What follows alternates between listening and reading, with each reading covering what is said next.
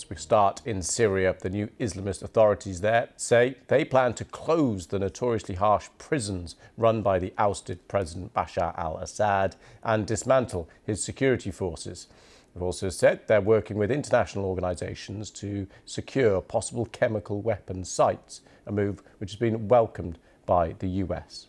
Well, earlier, rebel fighters broke into the tomb of the former president, Hafez al-Assad, Bashar's father, in the family's hometown in northwestern Syria. Images showed a coffin and parts of the mausoleum on fire. Large crowds formed in a suburb of the capital, Damascus, for what they believed would be a public execution of one of the former president's henchmen. There are some disturbing images in Jeremy Bowen's report.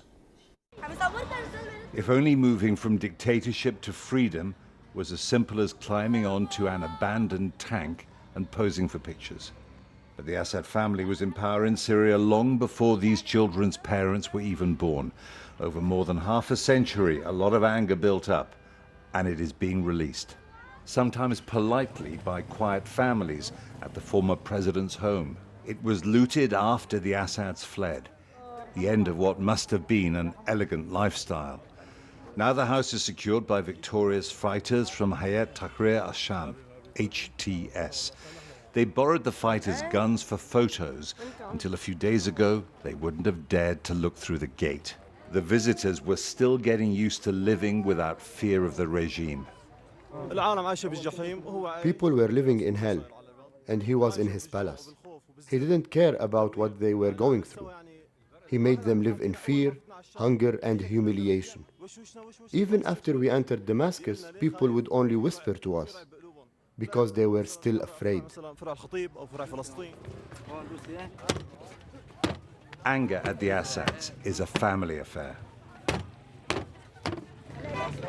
Much stronger revenge was on the minds of the crowd in Tadaman, a quarter of Damascus that suffered grievously. Their fury against Bashar al-Assad deepened in 2013, when military intelligence operatives forced at least 41 local men into a mass grave and shot them dead. There's a video. That's one of the killers. Another, Abu Mohammed, is being held near here, and the people had come to watch him being hanged. He killed a lot of innocent people, like for no reason at all. Like imagine if someone knocked on your door and brought you by force, and then they didn't tell you anything, the reason of why you are getting killed. Throughout the afternoon, more and more people arrived until thousands blocked the streets. When rumors flew around that the execution was starting, the crowd surged back and forth, jostling for the best position, not wanting to miss a thing. The man they wanted hanged had been the local boss, a thief as well as a killer. He stole my house and money, said Muna Sakr.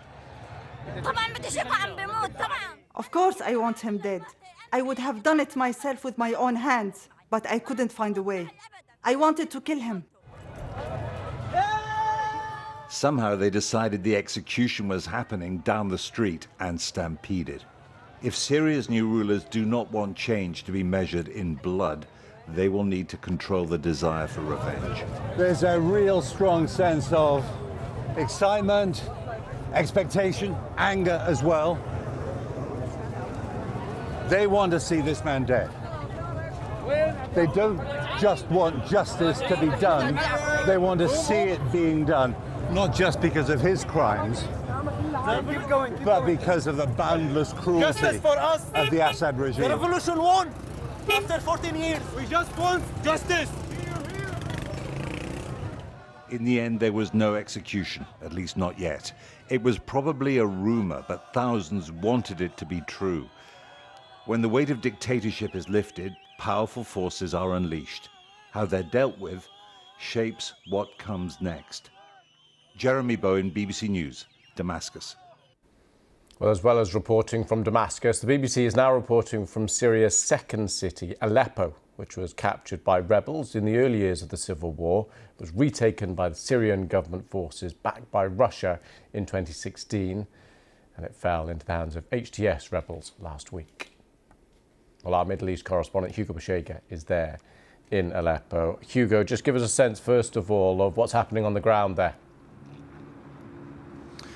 Yeah, Louis, I think a lot of people will be paying attention to what happens here in Aleppo, because this was the first major city to be captured by the rebels at the beginning of the astonishing offensive that led to the fall of the Assad regime. So yesterday, streets were busy. The main square here in the city center was bustling with people, people who were, happy to see the fall of the regime. They were coming to us to share their stories, say they are hopeful for the future.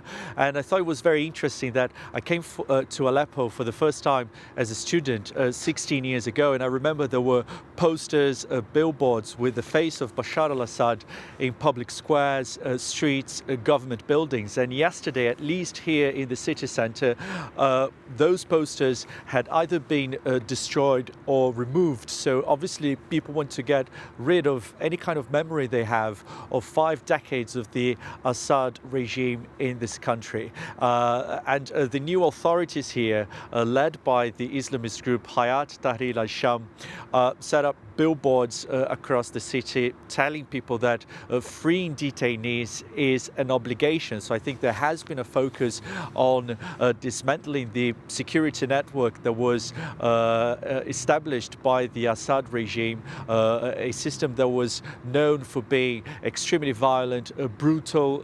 It kidnapped, disappeared, tortured people, killed people in prison. So this is a message that is going to resonate with people not only here in Aleppo but also across the country. Although there's a lot of uncertainty, concerns remain about what these new authorities in Syria are planning to do now that they are in power. Yeah, Hugo, just briefly, can we just touch on what happens next, or what are the options? The new authorities clearly a lot to establish and re-establish and sort out. What are some of the things that we can expect in the coming days and weeks? So it does seem that not only in terms of the security network, but there is an effort to dismantle the system that had been in place in this country for 5 decades. But opposition voices are raising their concerns, saying that this is not a government, or at least these authorities are not inclusive. They are not representing the diversity of Syrian society. Obviously, early days, we still don't know, what they're planning to do. There hasn't been any kind of formal announcement in terms of laying out the steps ahead. But I think across the country there's still this feeling of celebration, of trying to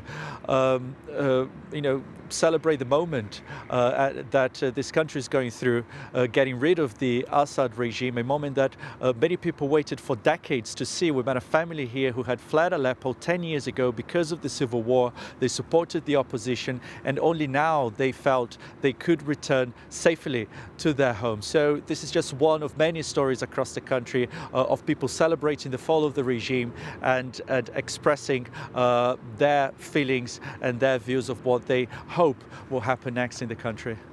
Hugo, thank you so much for that. And a little earlier, our correspondent Barbara Plett-Usher gave us this update from Damascus.